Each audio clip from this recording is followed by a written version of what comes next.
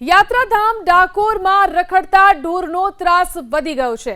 ગોમતી ઘાટ પાસે બે સાંઢ બાખડતા દોડધામ મચી અને ક્યારે જાગશે ડાકોર નગરપાલિકા તે સવાલ ઉઠી રહ્યો છે।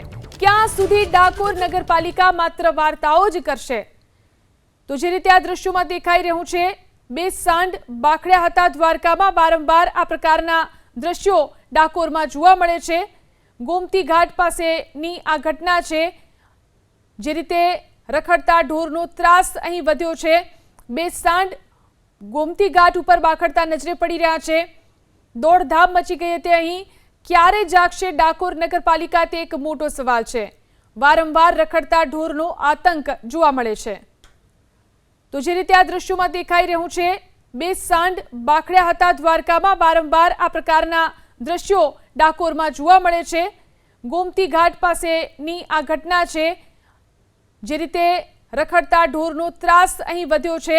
બે સાંઢ ગોમતી ઘાટ ઉપર બાખડતા નજરે પડી રહ્યા છે। દોડધામ મચી ગઈ હતી અહીં।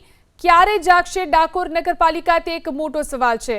વારંવાર રખડતા ઢોરનો આતંક જોવા મળે છે।